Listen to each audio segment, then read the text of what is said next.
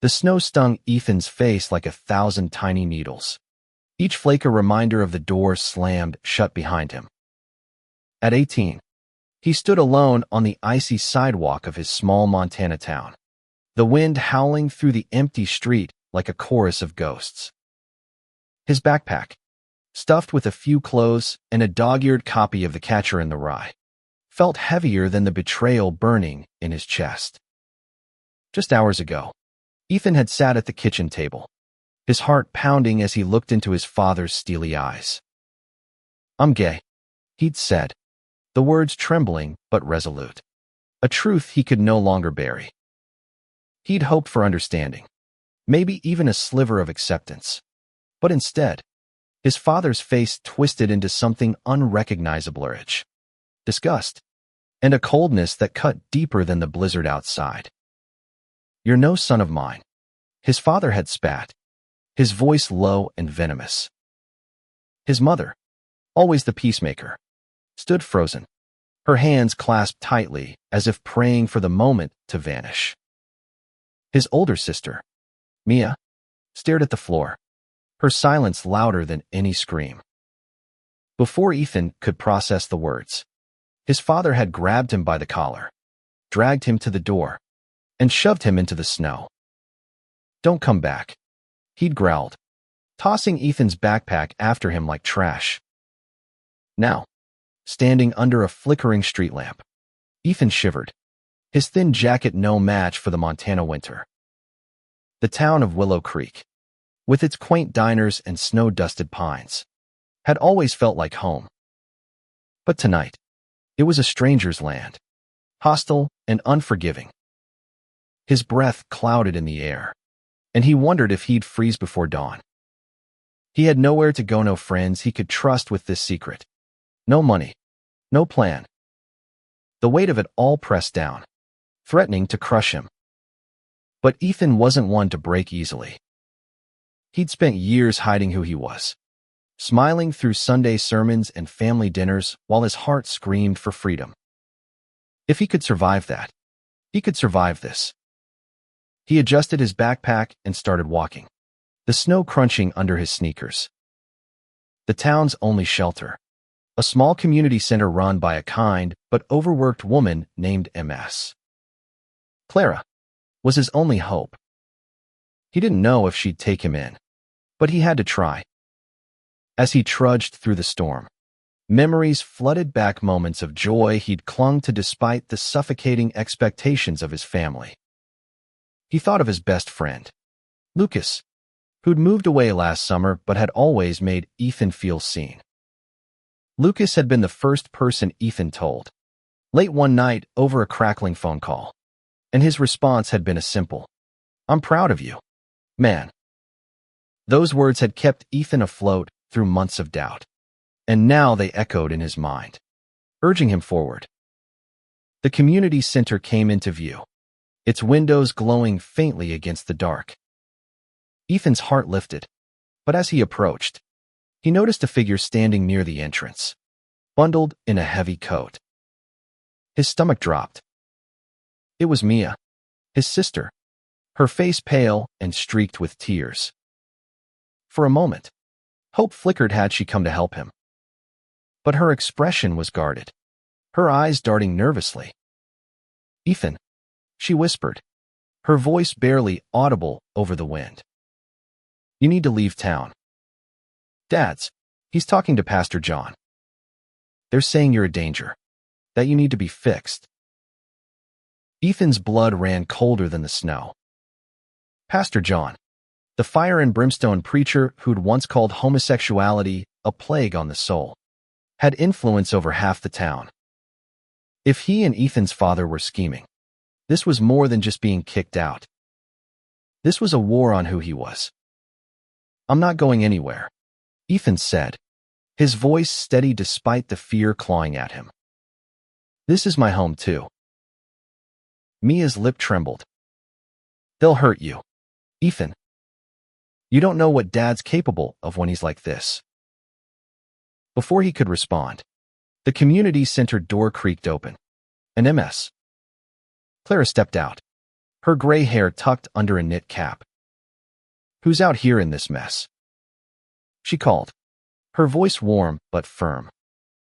She spotted Ethan and frowned, taking in his soaked clothes and trembling frame. "Good Lord, child, get inside before you freeze to death." Ethan hesitated, glancing at Mia. She shook her head, a silent plea, then turned and disappeared into the storm. He wanted to call after her, to beg her to stay, but the words stuck in his throat. Instead, he followed Ms. Clara inside, the warmth of the shelter wrapping around him like a lifeline. The community center was modest, with mismatched furniture and a faint smell of coffee. Ms. Clara sat Ethan by a radiator and handed him a mug of hot cocoa. "You gonna tell me what happened? Or do I have to guess?" she asked, her eyes kind but piercing. Ethan stared into the mug, the steam rising like his unspoken fears. "My family, they didn't take it well. Me being me." Ms. Clara nodded, her expression softening. "I've seen a lot of kids like you, Ethan. Too many. But you're here now, and that's what matters. You've got a fight ahead, but you're not alone." Her words were a balm, but Ethan couldn't shake the dread settling in his bones. Mia's warning echoed in his mind: his father, Pastor John, a town that might turn against him. He sipped the cocoa, its sweetness a stark contrast to the bitterness of his reality. He didn't know what tomorrow would bring, but he knew one thing: he wasn't going to hide anymore. Not from his family, not from this town, not from himself. The next morning, Ethan woke to the sound of a kettle whistling in the community center's kitchen. His body ached from sleeping on a cot, but the warmth of the shelter felt like a small victory. He rubbed his eyes, the events of last night crashing back his father's rage, Mia's warning, and Ms. Clara's unexpected kindness. Ms. Clara appeared with a plate of pancakes, her face etched with concern. "You're looking rough, kid," she said, setting the plate down. "Eat up. You'll need your strength." Ethan managed a small smile. "Thanks, Ms. Clara, for everything." She waved him off. "Don't thank me yet. I called a friend in Missoula, runs a youth shelter for kids like you. They've got space, but it's a 3-hour drive, and you'll need a plan to get there." Missoula. The name sparked a flicker of hope. It was a bigger city, more progressive, a place where Ethan might find people who wouldn't judge him for who he loved. But leaving Willow Creek meant abandoning the only home he'd ever known, and the thought made his chest ache. As he ate, the shelter's phone rang. "Ms. Clara answered, her voice low and tense. When she returned, her expression was grim. "That was Sheriff Dawson. Your dad's been talking to him. Ethan. Says you stole money from the house before you left. They're looking for you."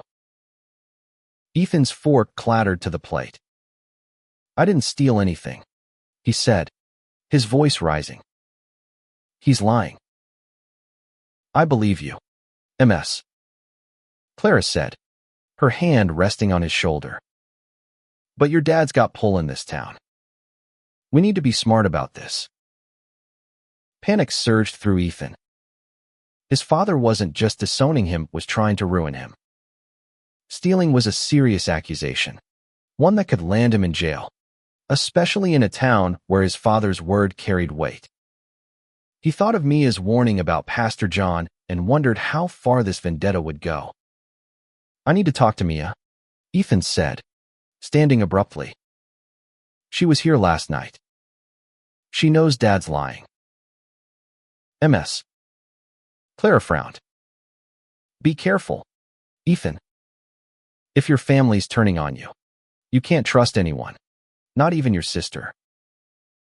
But Ethan couldn't believe Mia would betray him completely. She'd always been his confidant.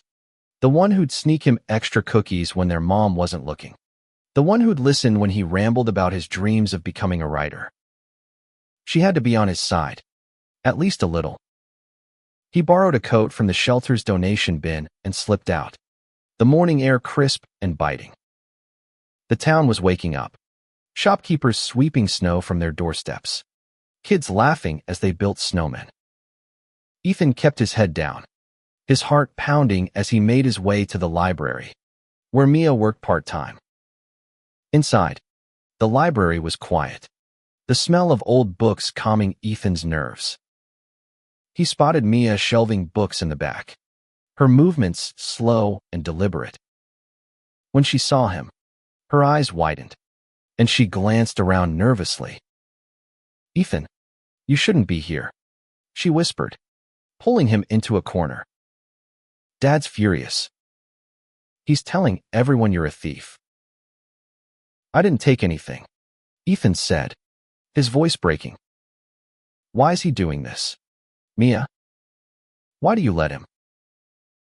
Mia's eyes filled with tears. "I don't know how to stop him. He's talking about sending you to some program. Pastor John knows people. Ethan. They want to fix you." Ethan's stomach churned. He'd heard of those programs, conversion camps, places that promised to cure people like him through shame and punishment. The thought made him want to run, but he stood his ground. "I'm not broken," he said, his voice firm. "And I'm not going anywhere they want to send me." Mia reached for his hand, then stopped herself. "I'm trying to help you, Ethan. But you need to leave before things get worse." Before he could respond, the library door swung open, and Sheriff Dawson stepped inside, his badge glinting under the fluorescent lights. Ethan's heart stopped. Mia grabbed his arm, pulling him behind a shelf. "Go out the back," she hissed. "Now." Ethan didn't hesitate. He slipped through the stacks, his pulse racing, and darted out the back door into an alley. The cold hit him like a slap, but he kept moving, his mind spinning. His own father was trying to lock him up, and his sister, torn between loyalty and love, couldn't fully protect him. He needed a plan, and fast. He remembered Lucas, his old friend, now living in Missoula. If he could get there, maybe he'd find safety, maybe even a new start. But getting to Missoula meant evading the sheriff, his father, and a town that was starting to feel like a trap. Ethan ducked into a coffee shop, blending in with the morning crowd, and pulled out his phone. He had 1 bar of signal and a few bucks left. He typed a quick message to Lucas, in trouble. "Can I come to Missoula?" As he waited for a reply, he overheard 2 women at the counter whispering about that Carter boy and how he'd brought shame on his family. Ethan's face burned, but he kept his head down. He wasn't ashamed. He was angry at his father, at this town, at a world that made him feel like a criminal for existing. But he was also determined. He'd find a way out, not just for himself, but to prove that love, in all its forms, was worth fighting for. Ethan's phone buzzed in his pocket, and he nearly dropped it in his haste to check the message. Lucas's reply was short, but like a lifeline. "Get here. I've got you." Relief flooded Ethan, but it was fleeting. He was still in Willow Creek, with the sheriff on his trail and his father's lies spreading like wildfire. The coffee shop was crowded, the hum of conversation masking Ethan's ragged breaths. He needed to get to the bus station, but it was on the other side of town, and he couldn't risk being seen. He pulled the hood of his borrowed coat tighter and slipped out, sticking to side streets and alleys. The snow had stopped, leaving a crisp layer that crunched under his feet, each step a reminder of how exposed he was. As he neared the town square, he spotted a familiar figure, Pastor John, standing outside the church, talking to a group of men. His father was among them, his face hard and unyielding. Ethan ducked behind a parked car, his heart pounding. He couldn't hear their words, but the pastor's animated gestures and his father's nods told him enough. They were planning something, and it wasn't good. Ethan's mind raced. The bus station was his only shot, but he needed money for a ticket. He had a few dollars, but not enough. Then he remembered the emergency cash he'd hidden in his room months ago, tucked inside an old shoebox. It wasn't much, maybe $20, but it could make the difference. The problem was getting back into his house without being caught. He waited until the group dispersed, then took a detour through a quiet neighborhood. His family's house loomed ahead, its white picket fence a cruel mockery of the warmth it no longer held. Ethan crept around the back, praying his parents were still out. The back door was locked, but he knew the basement window was loose. With a quick glance around, he pried it open and slipped inside. The basement was dark and musty, filled with boxes of Christmas decorations and old furniture. Ethan moved quickly, climbing the stairs to his room. His heart ached as he stepped inside the posters on the walls, the books on his desk, the life he'd been forced to leave behind. He found the shoebox under his bed, the $20 still there, along with a photo of him and Mia at a county fair, laughing under a Ferris wheel. He stuffed the money in his pocket and tucked the photo into his backpack, a reminder of better days. As he turned to leave, he heard the front door open. His mother's voice, soft and weary, drifted through the house. "I just don't know, Tom. Maybe we were too hard on him." Ethan froze, his breath catching. Was she having second thoughts? But his father's voice cut through, sharp and unyielding. He made his choice. "Ellen, we can't have that kind of sin under our roof." The words stung, but Ethan didn't have time to dwell. He slipped back to the basement and out the window, his heart heavy but his resolve stronger. His mother's doubt was a crack in the wall, but it wasn't enough, not yet. He made it to the bus station just as the afternoon bus to Missoula pulled in. The ticket cost $18, leaving him with barely enough for a coffee. But he didn't care. He was getting out. As he boarded, he glanced back at Willow Creek, its snow-covered streets glowing under the weak winter sun. He didn't know if he'd ever come back, but he knew he'd never forget. The bus ride was long, the scenery a blur of white fields and distant mountains. Ethan's mind churned with questions. Would Lucas really be able to help? What if his father's lies followed him to Missoula? And what about Mia? Could he ever trust her again? He pulled out the photo from the fair, tracing his finger over Mia's smile. He wanted to believe she could change, that she'd see him for who he was, not what their father wanted him to be. When the bus pulled into Missoula, Lucas was waiting at the station, his lanky frame bundled in a green parka. His face broke into a grin when he saw Ethan, and before Ethan could say anything, Lucas pulled him into a hug.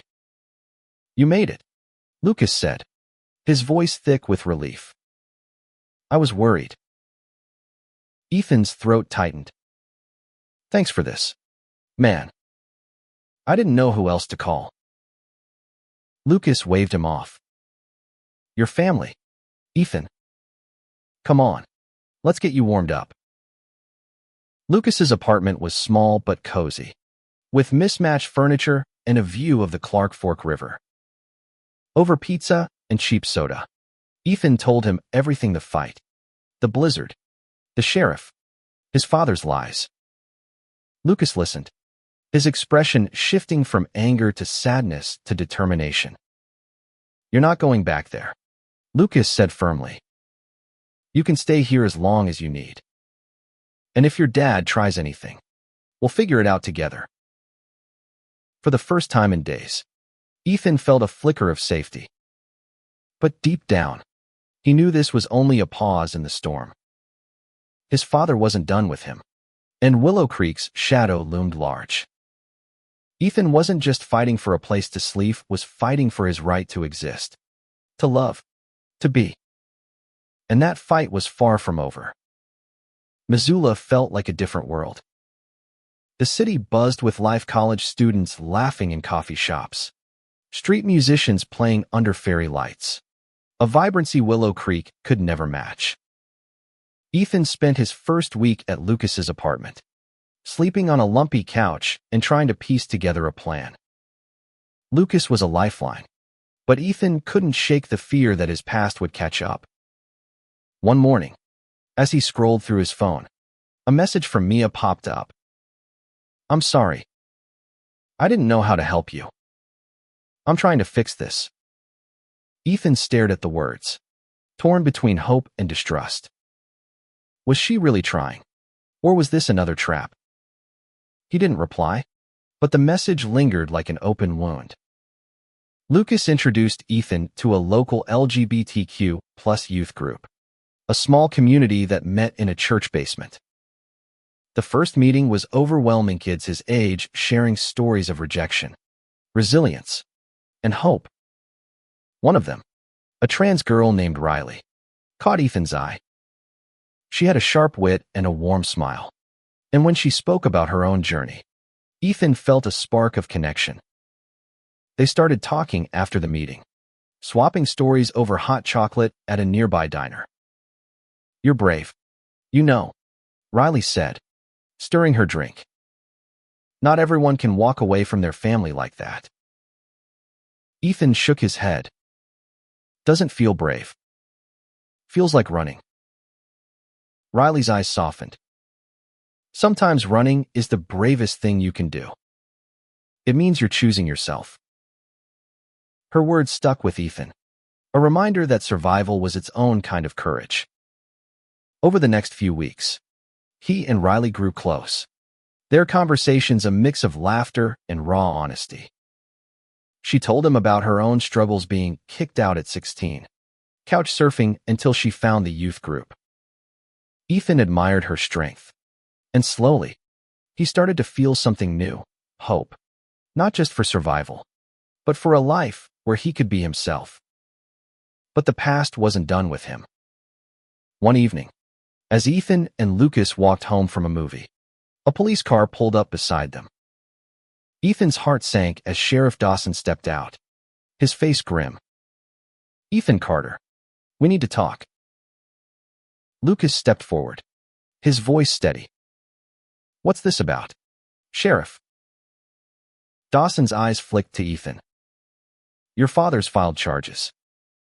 Theft, vandalism, and now he's saying you threatened him. I need you to come with me." Ethan's knees buckled. "That's a lie," he said, his voice shaking. "I never threatened anyone." Lucas put a hand on his shoulder. "He's not going anywhere without a lawyer."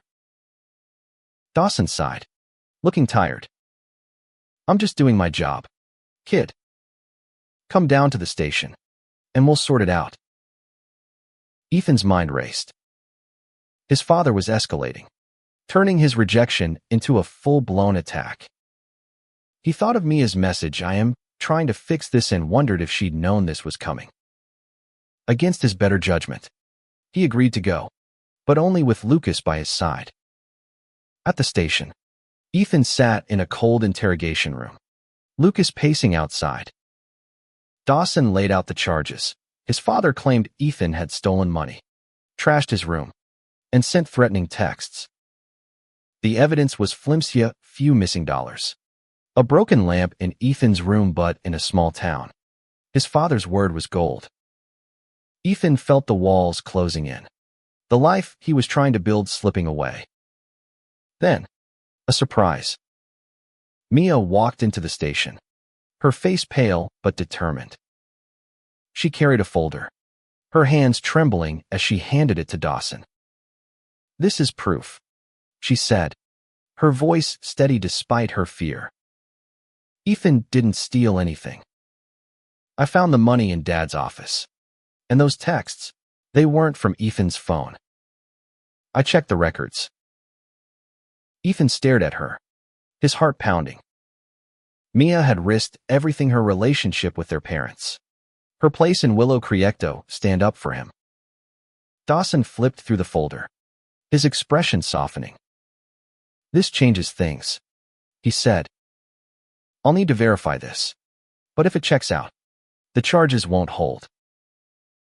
Relief washed over Ethan, but it was tempered by the weight of what Mia had done. She'd chosen him over their father, over the life she'd known. When they stepped outside, Ethan pulled her into a hug, tears streaming down his face. "Thank you," he whispered. Mia hugged him back, her voice breaking. "I should have done it sooner. I was scared. Ethan. I'm so sorry." They stood there in the cold, siblings reunited by a fragile but growing trust. But Ethan knew this wasn't the end. His father wouldn't give up easily, and the town's prejudice ran deep. He had allies now: Lucas, Riley, Mia, but the fight for his freedom, his identity, was only beginning. The charges were dropped a week later, thanks to Mia's evidence and Dawson's reluctant fairness. Ethan felt like he could breathe again, but the victory was bittersweet. His father's silence was deafening: no apology, no attempt to reconcile. Ethan didn't expect one, but the absence still hurt. He moved into a shared apartment with help from the youth group, a small space he filled with secondhand furniture and dreams of a new start. Riley became a constant in his life, their friendship blossoming into something deeper. One night, as they sat on the apartment's fire escape, watching the city lights, Riley took his hand. "You're not alone anymore," she said, her voice soft but certain. Ethan's heart swelled, a mix of love and gratitude. He'd lost his family, his home, but he'd found something better: a chosen family, people who saw him and loved him for who he was. He thought of Mia, now living with a friend in Willow Creek, trying to rebuild her own life after defying their father. They texted daily, their bond stronger than ever. But the shadow of Willow Creek lingered. Pastor John was still preaching hate, and Ethan's father had started a campaign to protect the town from influences like him. Ethan knew he couldn't stay silent. With Lucas and Riley's help, he started writing a blog. At first, sharing his story with raw honesty. It gained traction, reaching kids in small towns who felt as alone as he once had. Messages poured in, stories of pain and hope that mirrored his own. One day, a letter arrived from his mother. It was short, written in her neat handwriting. "I'm sorry, Ethan. I didn't know how to stand up for you then. I'm trying now." Enclosed was a check, enough to cover a month's rent. It wasn't forgiveness. Not yet, but it was a start. Ethan decided to return to Willow Creek, not to stay, but to face the town that had cast him out. He organized a small event with the youth group, a gathering to share stories and build bridges. To his surprise, people came: not just kids, but parents, neighbors, even Ms. Clara, her eyes shining with pride. Pastor John and his followers protested outside, but their voices were drowned out by the stories of love and resilience inside. Ethan stood at the front, his voice steady as he spoke. "I was kicked out into a blizzard for being who I am. My own family tried to destroy me. But I'm still here, and I'm not ashamed. Love isn't a sin, it's what makes us human." The room erupted in applause, and Ethan saw Mia in the crowd, tears streaming down her face. Later, she hugged him tightly. "You're changing things, Ethan. I'm so proud." As he left Willow Creek that night, Ethan felt lighter. The town hadn't changed completely, but he had. He'd faced his past, reclaimed his voice, and built a life worth living. With Riley's hand in his, Lucas's laughter behind him, and Mia's love anchoring him, Ethan knew he'd found something stronger than hate, a future where he could be himself, unapologetically.